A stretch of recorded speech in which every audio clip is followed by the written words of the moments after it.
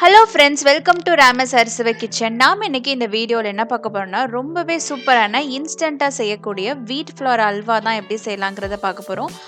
மூணு பொருள் இருந்தாலே போதும், இந்த அல்வா சூப்பராக செஞ்சிடலாம். வீடியோக்குள்ளே போகிறதுக்கு முன்னாடி சேனலை ஃபஸ்ட் டைமாக பார்க்குற ஃப்ரெண்ட்ஸ் சப்ஸ்கிரைப் பண்ண மறந்துடாதீங்க. கூடவே இருக்கிற பெல் ஐக்கானையும் கிளிக் பண்ணிக்கோங்க.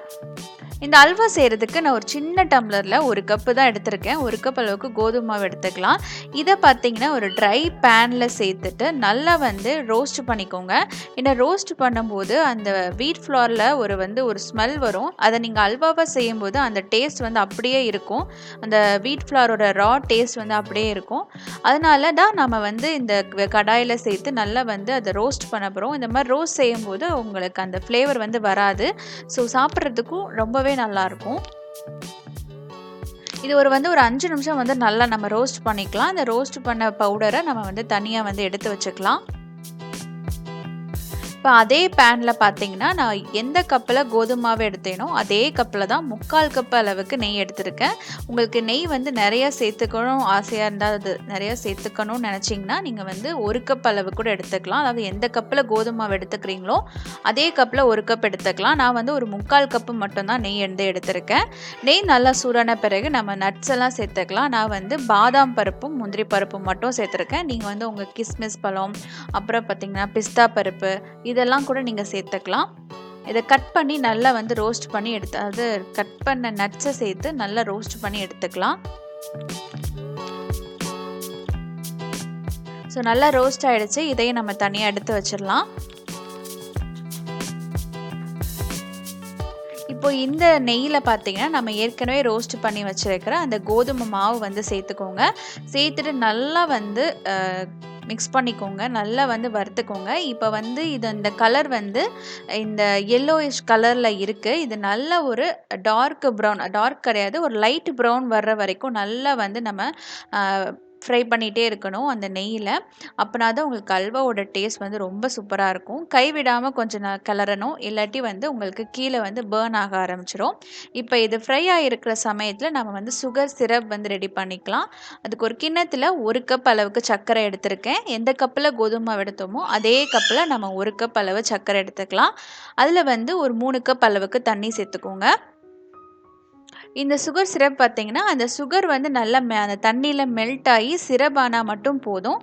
இதுக்கு அந்த பாகு கன்சிஸ்டன்சி அதெல்லாம் தேவையே இல்லை. அந்த தண்ணியில் நல்லா மெல்ட் ஆனால் போதும். அந்த அளவுக்கு மட்டும் நம்ம கொதிக்க வச்சுக்கலாம்.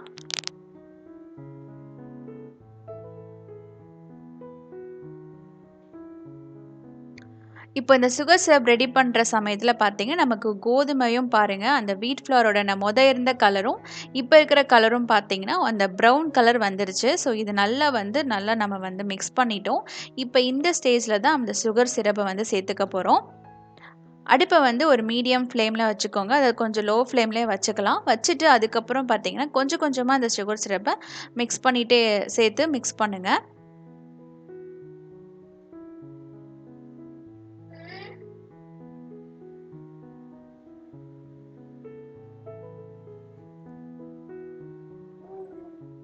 ஸோ எல்லா சுகர் சிரப்பும் நம்ம சேர்த்துட்டோம். நல்லா மிக்ஸ் பண்ணும்போதே உங்களுக்கு சூப்பராக குயிக்கான ஒரு அல்வா கன்சிஸ்டன்சிக்கு சூப்பராக வந்துடும். இந்த டேஸ்ட்டும் பார்த்திங்கன்னா ரொம்ப நல்லாயிருக்கும். நமக்கு கோதுமையோட கலரும் பார்த்திங்கன்னா அந்த ப்ரௌன் கலரில் வந்துருச்சு. ஸோ இதுக்காக தான் அந்த 10 மினிட்ஸ் அந்த நெய்யில் ரோஸ்ட் பண்ணுறது. அந்த நெய்யில் எவ்வளோ நேரம் நம்ம ரோஸ்ட் பண்ணுறோமோ அந்தளவுக்கு கலரும் நல்லாயிருக்கும், டேஸ்ட்டும் ரொம்ப சூப்பராக இருக்கும். இப்போ பார்த்திங்கன்னா கடைசியாக அல்வா பக்குவத்துக்கு வந்துருச்சு. இப்போ நல்லா திரும்பியும் நம்ம நல்லா இந்த மாதிரி வதக்கிக்கலாம். ஒரு 1/4 டீஸ்பூன் அளவுக்கு ஏலக்காய் தூள் சேர்த்துருக்கேன். ஒரு நல்ல ஃப்ளேவர் இருக்கும் உங்களுக்கு.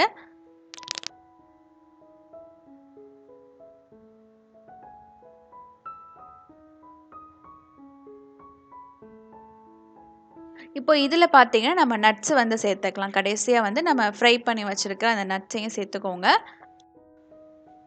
இப்போ பார்த்தீங்கன்னா நம்ம நட்ஸ் சேர்த்துட்டோம். சேர்த்த பிறகு நல்லா கலந்து விட்டுக்கோங்க. இது எந்த அளவுக்கு நம்ம கிளறிட்டே இருக்கிறோமோ அந்த அளவுக்கு அல்வாவோட டேஸ்ட்டு ரொம்ப நல்லாயிருக்கும். நம்ம கடைசியாக ஒரு 2 டீஸ்பூன் அளவுக்கு நெய் சேர்த்து நல்லா மிக்ஸ் பண்ணிக்கலாம்.